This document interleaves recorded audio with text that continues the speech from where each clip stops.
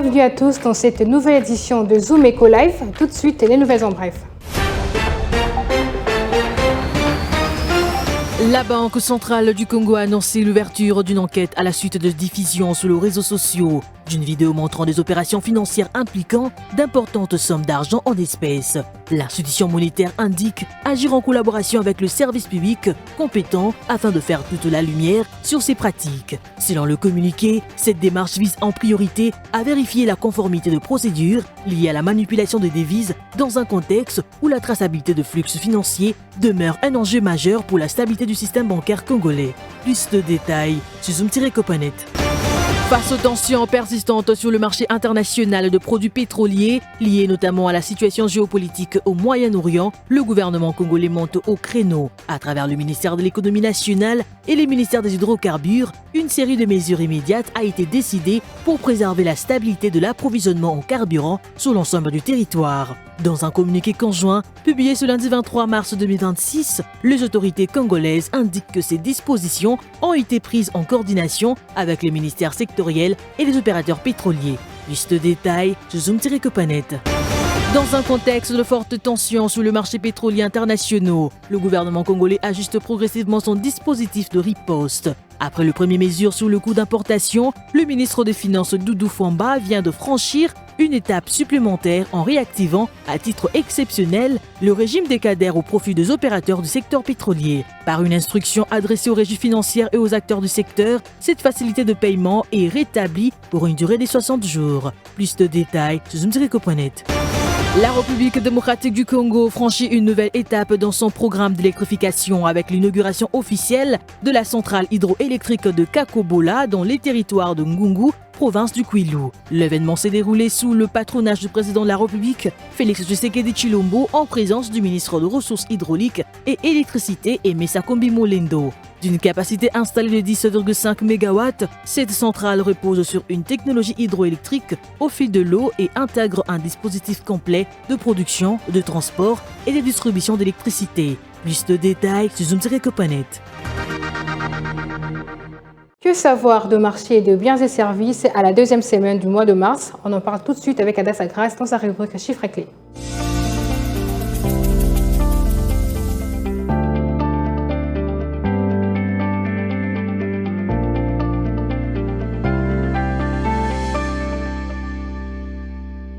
Adassa Grace, bienvenue. Merci. Alors, quelle est la situation du marché des changes en République démocratique du Congo? Voilà, en ce qui concerne le taux de change, à l'officiel, 1 dollar se change à 2289,45 francs congolais. Un franc CFA vaut 4,02 centimes et un euro se change à 2640,35 francs congolais. Pour le compte de marché parallèle, nous avons ciblé la commune de Kalamou et dans ce coin de la ville de Kinshasa, nous avons constaté que 1 dollar se change à 2200 francs congolais. Un franc CFA revient à 4,02 centimes et 1 euro revient à 2650 francs congolais. Alors, dites-nous comment se caractérise le marché de biens et services au cours de la deuxième semaine du mois de mars 2026. En ce qui concerne le marché de biens et services, nous avons remarqué qu'à la deuxième semaine du mois de mars 2026, le taux de l'inflation hebdomadaire s'est établi à 0,17% contre 0,15% la semaine précédente et un léger accroissement de 0,2 s'est constaté. Alors cette évolution s'explique essentiellement par les anticipations des opérateurs économiques, lesquels procèdent des prix de certains produits des bases. Alors, en réponse aux incertitudes internationales liées notamment à la guerre du Moyen-Orient, susceptibles d'influencer le coût énergétique et logistique. Alors, une dernière question avant de se quitter. Qu'en est-il de l'étude de fonction du consommateur? En ce qui concerne l'analyse de consommation, l'analyse indique que l'inflation hebdomadaire a été principalement influencée par la fonction de produits alimentaires et boissons non alcoolisés dont l'indice est de 67,28%. Et également, nous avons établi un tableau pour vous et la première catégorie, il s'agit bel et bien du produit alimentaire et boissons non alcoolisées. Pondération 70 0,2 à la première semaine du mois de mars 2026. Elle s'est établie à 63,1% pour se situer à 67,3% à la deuxième semaine du mois de mars 2026. Alors, une hausse a été constatée pour cette première catégorie. Suivi du logement, eau, électricité, gaz et autres combustibles, pondération 3,8 à la première semaine du mois de mars 2026 s'est située à 13,9% pour s'établir s'établir à 12,6% à la deuxième semaine du mois de mars 2026. Parlons également du transport, pondération 4,42 qui s'est située à la première semaine du mois de mars 2026 à 9,1% pour s'établir à 7,9% à la deuxième semaine du mois de mars 2026. Pour cette catégorie, nous avons remarqué bel et bien qu'il y a une légère hausse des prix. Et pour prendre le restaurant et hôtel, la catégorie 1,49 à la première semaine du mois de mars 2026, elle s'est située à 5,2% pour s'établir à 5,7% la deuxième semaine du mois de mars courant.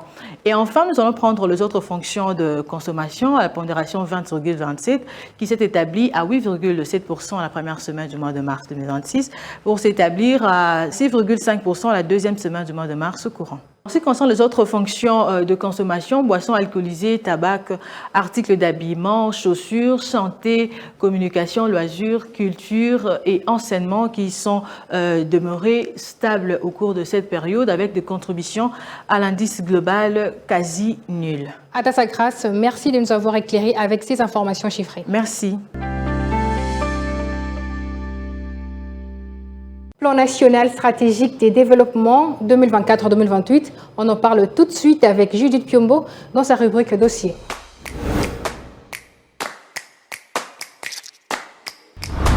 Judith Piombo, bienvenue. Merci. Alors pour commencer, parlez-nous du plan national stratégique des développements 2024-2028 et par la suite deux contours de la vision RDC 2050. Oui, ceci a été d'ailleurs détaillé par le ministre d'État en charge du plan, Guylaine Yembo, lors d'un atelier organisé au Fleuve Congo Hotel avec la conférence des Nations Unies sur le commerce et le développement. Alors, la vision RDC 2050, puisqu'on en parle, elle ambitionne de transformer le pays en une économie diversifiée, productive et à revenus intermédiaires, assurant ainsi paix et prospérité durable. Et le plan national stratégique de développement, PNSD en sigle, opérationnalise donc cette vision via des plans quinquennaux dans 2024 et 2028, axés sur la gouvernance, le capital humain et aussi les infrastructures avec un coût de 94,7 milliards de dollars américains. Alors vous êtes sans ignorer que l'équilibre financier reste fragile et face à cette réalité, qui prévoit le gouvernement? Voilà, face au déficit de financement estimé à 46%, tel que vous l'avez dit, le gouvernement parie sur l'investissement privé, les partenariats publics-privés et avec une amélioration du climat des affaires pour combler cet écart. Alors, cette stratégie vise donc à garantir la mise en œuvre effective des projets structurants et aussi à renforcer la confiance des partenaires économiques et aussi financiers. Alors, au-delà des différentes annonces, le ministère du Plan se positionne comme le centre de pilotage de cette stratégie, chargé d'assurer la cohérence et aussi le suivi des politiques publiques. Alors, j'aimerais que l'on finisse avec le point de vue de certains économistes spécialisés en politique de développement qui, pour eux, la cohérence globale du plan national stratégique de développement constitue, si on peut le dire ainsi, un atout par son articulation avec une vision à long terme. Et ils insistent toutefois sur la nécessité de hiérarchiser les priorités dans le but précis d'éviter la dispersion des ressources. Mais alors, Judith Piombo, de quelle manière le gouvernement compte s'y prendre pour maintenir l'efficacité du plan? Des experts en financement mettent en avant le défi du financement. Pour eux, il faut attirer les capitaux privés suppose un cadre réglementaire stable, une justice économique crédible et aussi une réduction des risques perçus. Alors, du côté des spécialistes de la gouvernance, l'accent est mis sur les mécanismes d'exécution. Il souligne aussi que l'efficacité du plan dépendra donc d'outils de suivi rigoureux, d'indicateurs mesurables et aussi d'une capacité réelle à coordonner les institutions. Judith Piombo, merci à vous d'avoir répondu à toutes ces questions. Merci à vous, c'était un plaisir. Autre chose à présent, parlant de la Société nationale d'électricité, la province du Kwilu entre dans une nouvelle dynamique énergétique avec l'inauguration de la centrale hydroélectrique de Kakobola, une cérémonie riche en couleurs qui a connu la présence de plusieurs personnalités sectorielles, dont du sénateur Teddy Luambo. Je vous prie de suivre ces reportages qui en dit plus. L'inauguration de la centrale hydraulique de Kakobola constitue une avancée majeure de la politique de l'électrification en République démocratique du Congo. Dans une province comme le Kwilu, longtemps confrontée par un accès limité à l'électricité, cette infrastructure vient répondre à une attente essentielle de la population. Elle traduit également la volonté des autorités à réduire les inégalités entre les centres urbains et les zones de l'intérieur du pays. Avec une capacité de 10,5 MW, la centrale ouvre des perspectives concrètes pour plus de 400 000 habitants. L'accès à l'électricité devrait favoriser la relance des activités économiques locales, encourager l'émergence des petites et moyennes entreprises et améliorer significativement les conditions de vie. Des villes comme Kikwit, Ngungu et Idiofa pourront ainsi bénéficier d'un nouveau souffle propice à leur développement. Les retombées sociales sont aussi importantes.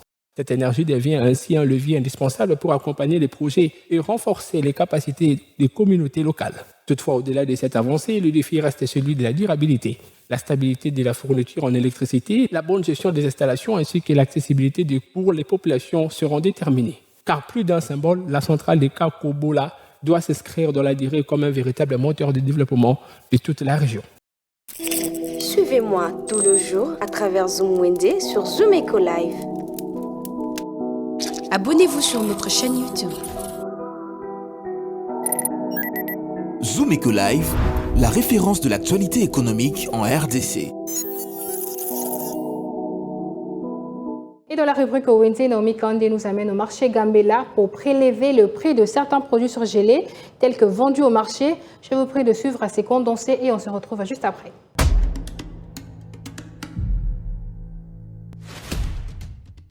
Débutons notre marché du jour avec 1 kg de mungusu qui se vend au prix de 8 000 francs. Pour le fan de poisson tilapia, cela revient au prix de 9 000 francs le kilo. Toujours au même endroit, on trouve les malois qui coûtent 11 000 francs le kilo. Pour ceux qui aiment consommer les malingois, cela est fixé actuellement à 8 500 francs au marché de Gambela.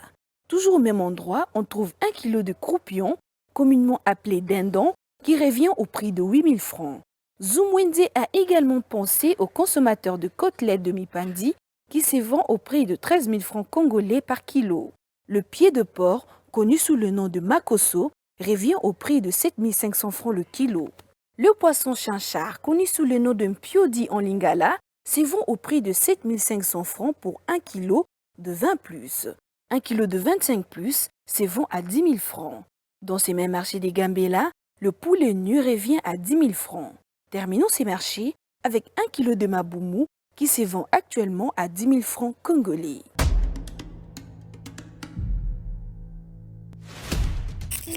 Les rendez-vous économiques, c'est dans l'agenda sur Zoom Eco Live.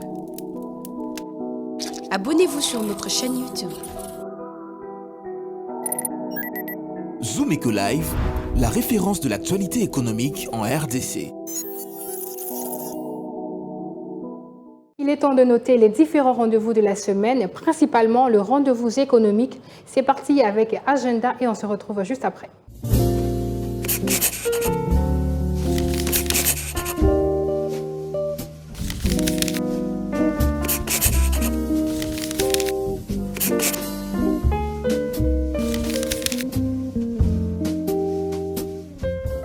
Bienvenue à l'agenda, voici le rendez-vous économique.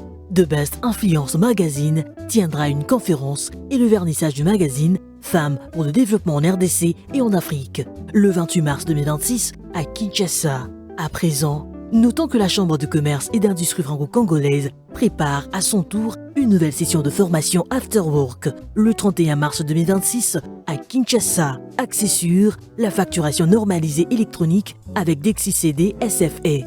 Et pour finir, Congo Entreprise présente Branch Conférence le mardi 31 mars 2026 à Kinshasa sous les thèmes aussi particuliers Femmes et pression sociale, le Femme parle à cœur ouvert.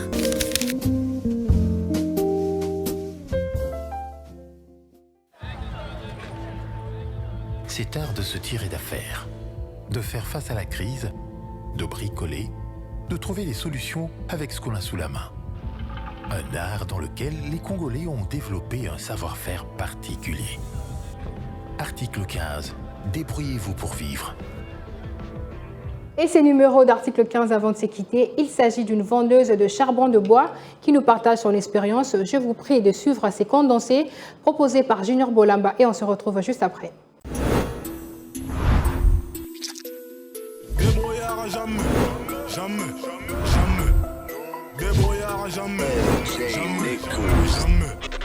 Débrouillard jamais.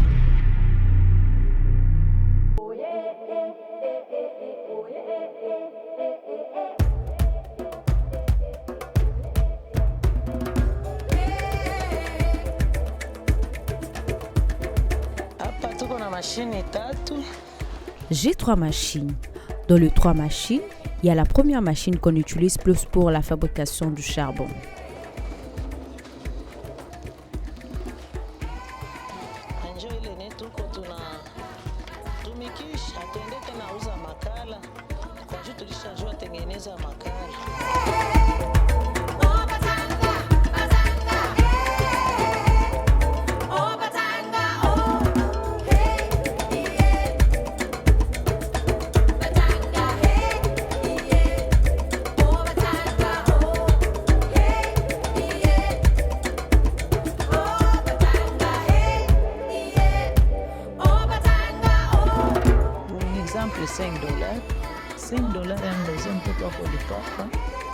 Avec le 5 $ que je gagne, ça permet de subvenir aux besoins de mes enfants en leur offrant une paire de babouches.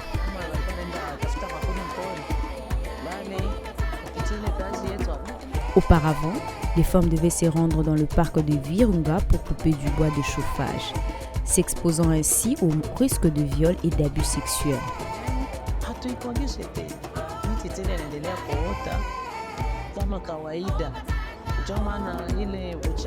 En reproduisant un combustible alternatif, ça réduit cette dépendance au bois, contribuant aussi à la sécurité des femmes.